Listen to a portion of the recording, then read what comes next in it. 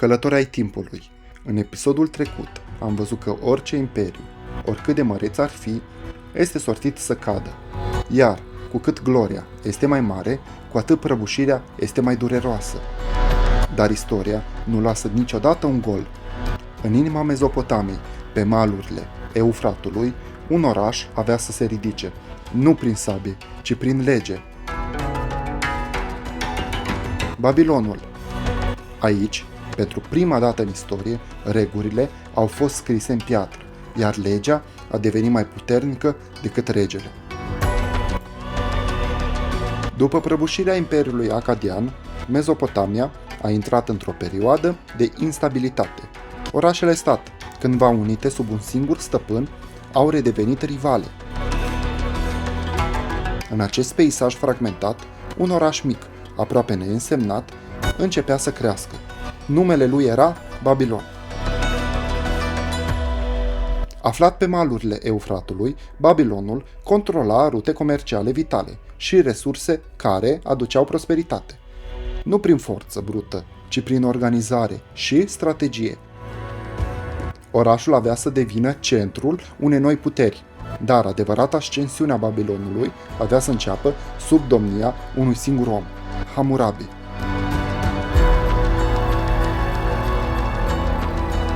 A urcat pe tronul Babilonului în jurul anului 1792 înainte de Hristos. Nu ca un cuceritor legendar, ci ca moștenitor al tatălui său, regele Sin-Mubalit. La acel moment, Babilonul era unul dintre multele orașe din Mezopotamia, puternic, dar departe de a fi un imperiu. În timp ce marile orașe se luptau între ele, Hammurabi a așteptat. A încheiat alianțe temporare cu regate precum Larsa și Mari, câștigând timp, stabilitate și putere. Când momentul a fost potrivit, a întors armele împotriva foștilor aliați și a transformat Babilonul într-o forță dominantă. A observat și a lovit doar atunci când momentul a fost potrivit. Armata Babilonului nu era cea mai mare, dar era bine organizată, formată din soldați profesioniști și trupe mobilizate din orașele supuse. Soldații luptau cu sulițe lungi din lemn, cu vârful de bronz folosite pentru a ține inamicul la distanță, cu arcuri care trimiteau săgeți de bronz de la mare depărtare și cu scuturi mari, rotunde sau dreptunghiulare, menite să oprească loviturile de pe câmpul de luptă. Astfel, pas cu pas, Babilonul a devenit centrul unei noi puteri, dar adevărată moștenire a lui Hammurabi nu avea să fie cucerirea. Pentru a menține ordinea în Babilon, Hammurabi a realizat unul dintre cele mai vechi seturi de legi scrise din istorie. Regulile după care oamenii trăiau erau sculptate în piatră pe o stelă de aproape 2 metri înălțime, așezată în locuri publice, astfel încât toți să le poată vedea, indiferent dacă erai bogat sau sărac, nobil sau simplu muncitor. Legea se aplica tuturor. Cele 282 de articole ale codului acopereau toate aspectele vieții: comerț, proprietate, căsătorie, infracțiuni și pedepse. Celebrul ochi pentru ochi și dinte pentru dinte nu era doar despre răzbunare, ci despre echitate și ordine socială. Așa că Hammurabi a știut că un imperiu puternic nu poate supraviețui fără reguli clare și astfel legile au devenit mai puternice decât sabia. Dar Babilonul nu a fost doar un oraș al legilor și al cunoașterii. A fost un oraș al splendorii, ziduri uriașe, temple impunătoare și zigurate care se ridicau spre cer dominau peisajul. Inspirate din tradiția sumerienilor și ale acadienilor, construcțiile babiloniene au dus arhitectura antică la un nou nivel. Pentru cei care ajungeau aici, Babilonul părea un oraș desprins dintr-o legendă. Babilonul era considerat unul dintre cele mai bine fortificate orașe ale lumii antice. Zidurile sale uriașe, porțile monumentale și șanțurile de apă îl făceau aproape imposibil de cucerit. Poarta zeiței Ishtar era una dintre cele mai impresionante intrări ale orașului și avea rol mult mai mare decât cel defensiv. Ea marca intrarea ceremonială în Babilon, fiind folosită în special în timpul marilor procesiuni religioase, precum festivalul Achitu. Construită în timpul regelui Nebucadnețar al II-lea, poarta era dedicată zeiței Ishtar, divinitatea iubirii, fertilității, dar și a războiului. Decorată cu lei, tauri și dragoni mitologici, fiecare simbol avea un sens. Leii reprezentau puterea și protecția zeiței Ishtar. Taurii simbolizau forța și stabilitatea. Dragonii erau asociați cu zeul suprem, Marduk. Placată cu cărămizi smălțuite de culoare albastru intens, nu impresiona doar prin mărime, ci prin mesajul transmis. Oricine intră în Babilon trebuie să înțeleagă că pășește într-un oraș aflat sub protecția zeilor și sub autoritatea absolută a regelui. Pentru babilonieni, Ishtar nu era doar o zeiță. Era forța vieții și a distrugerii. Cea care aducea iubire și fertilitate, dar și război și haos. Ishtar nu s-a născut în Babilon, era venerată încă din vremurile sumeriene, unde era cunoscută sub numele de Iana, zeița cerului, a iubirii și a puterii. Acadienii au preluat cultul ei și au transformat-o într-o divinitate imperială, asociată cu cucerirea și dominația. Babilonienii au dus această moștenire mai departe, ridicând-o la rangul de protectoare a orașului și a regelui însuși. Astfel, poarta Ishtar nu era doar o construcție monumentală, ci o declarație clară. Babilonul era sub privirea unei zeițe vechi, cât istoria Mezopotamei însăși. Printre cele mai cunoscute simboluri ale Babilonului era turnul Babel. Legenda spune că oamenii uniți și ambițioși au construit un turn uriaș care să atingă cerul, dorind să fie egal cu zeii.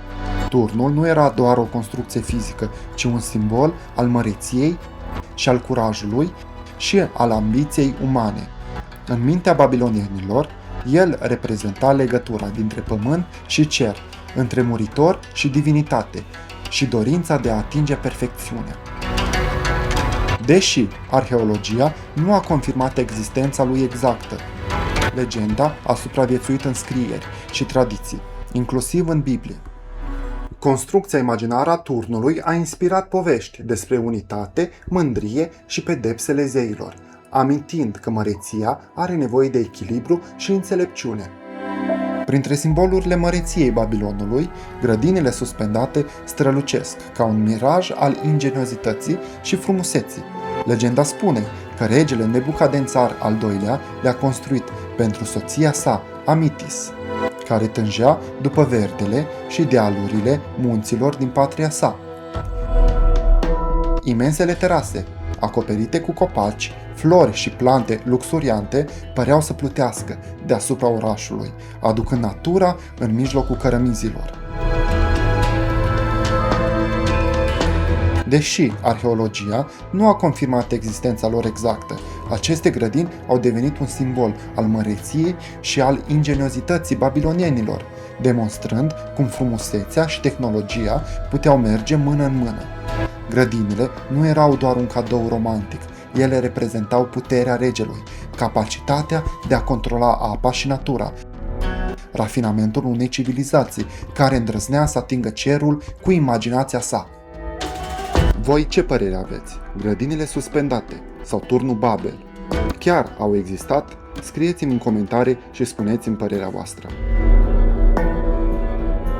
Babilonul nu era doar un oraș al legilor și al monumentelor impresionante. Era un oraș plin de viață, unde oamenii trăiau fiecare zi între temple sacre, piețe aglomerate și drumuri pline de comerț. Locuitorii, fie nobili, fie muncitori simpli, munceau în câmpuri, ateliere și piețe, susținând o economie activă și diversă. Babilonienii erau meșteri pricepuți, specializați în numeroase meserii. Ei produceau vase de ceramică pentru hrană, prelucrau bronzul și cuprul pentru arme, unelte, bijuterii, țeseau haine din lână și in, realizau covoare și textile fine, iar cărămizile smălțuite și piatra erau folosite pentru temple, palate și porți monumentale, precum celebra poartă a zeiței Ishtar. Bijuteriile din aur, argint și pietre semiprețioase, precum și sculpturile și reliefurile, decorau templele și palatele, reflectând bogăția și rafinamentul orașului. Piețele Babilonului erau pline de culoare și zgomot, cu negustori, animale și mărfuri venite din toate colțurile Mezopotamiei. Religia era prezentă peste tot. Oamenii participau la ritualuri în temple dedicate zeilor Marduk, Ishtar, Shamash și al altor divinități moștenite de la sumerieni și acadieni. Arta, muzica și credința făceau parte din viața de zi cu zi, aducând frumusețe și sens existenței urbane. Astfel, babilonienii au construit o societate complexă, în care comerțul, religia, arta și viața cotidiană se împleteau, transformând Babilonul într-un oraș vibrant și de neuitat pentru istorie. Babilonienii au preluat scrierea cuneiformă de la sumerieni și au adaptat-o pentru limba lor. Aceasta le-a permis să țină evidența comerțului, proprietăților și evenimentelor administrative. Pentru a păstra cunoștințele, au creat biblioteci, nu clădiri precum cele de astăzi, ci colecții de tăblițe de lut înscripționate cu scrierea cuneiformă. Fiecare tăbliță era uscată la soare sau arsă pentru a rezista în timp, iar aceste colecții conțineau texte despre legi, poezii, mituri, observații astronomice și înregistrări economice. Astfel, ideile și informațiile erau transmise generațiilor viitoare, contribuind la progresul și evoluția civilizației umane. Primele observații sistematice ale cerului au fost realizate de preoții astronomi babilonieni, care notau cu grijă mișcările planetelor, apariția eclipselor și poziția stelelor pe tăblițele de lut. Cerul nu era doar spectacol pentru ochi. Babilonienii credeau că stelele și planetele influențează viața oamenilor și destinul orașului. Astfel, au început să creeze modele matematice pentru a prezice evenimente astrale și cicluri naturale, punând bazele unei adevărate științe a cerului. Ei au împărțit cerul în constelații, au creat horoscoape pentru regi și au interpretat poziția astrelor ca semne ale norocului, războiului sau recoltei. Prin aceste practici, babilonienii au fost pionieri în astronomia practică, combinând observația matematică și religia pentru a înțelege universul. Astfel, cunoștințele lor nu doar că au ghidat viețile contemporanilor, ci au lăsat o moștenire care a influențat civilizațiile ulterioare, de la greci la romani, inspirând generații întregi să privească cerul cu curiozitate și respect. Babilonienii nu doar că priveau cerul, dar măsurau și înțelegeau lumea prin numere.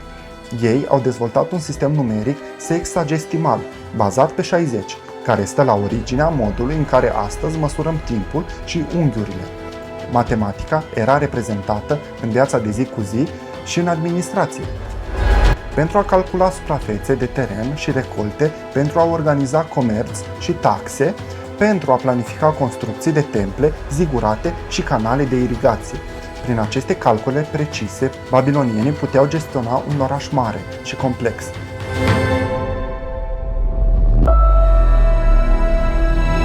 Măreția nu durează pentru totdeauna. Babilonul, simbol al legilor, culturii și științei, avea să cadă în fața unei puteri noi și necruțătoare. Imperiul Persan.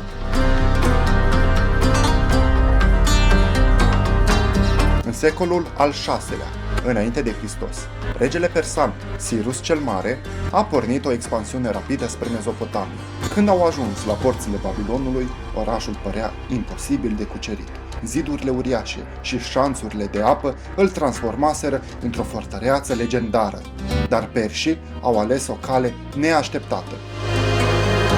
Au deviat cursul râului Eufrat, nivelul apei a scăzut, iar soldații persani au pătruns prin albia râului, pe sub zidurile Babilonului, aproape fără luptă. Astfel, în anul 539 înainte de Hristos, Babilonul a căzut. Cucerirea nu a fost doar un act militar, ci o demonstrație de putere și inteligență strategică. Perșii au integrat Babilonul în vastul lor imperiu și au preluat rutele comerciale vitale, resursele bogate și unul dintre cele mai importante centre culturale ale lumii antice. Civilizația babiloniană a dispărut fizic, dar moștenirea sa intelectuală, culturală și științifică a continuat să influențeze lumea timp de secole. Babilonienii au arătat că un oraș poate străluci prin lege, cunoaștere și cultură. Au studiat stelele, au construit biblioteci și au creat legi care au supraviețuit timpului. Însă, istoria nu iartă pe nimeni. Apa care a dus viața Babilonului a fost și cheia distrugerii sale. Și totuși, la nord, în ținuturile uscate și nemiloase, o altă putere creștea prin frică, pregătită să cucerească și să inspire teamă. În următorul episod vom descoperi asirienii, Imperiul Fricii.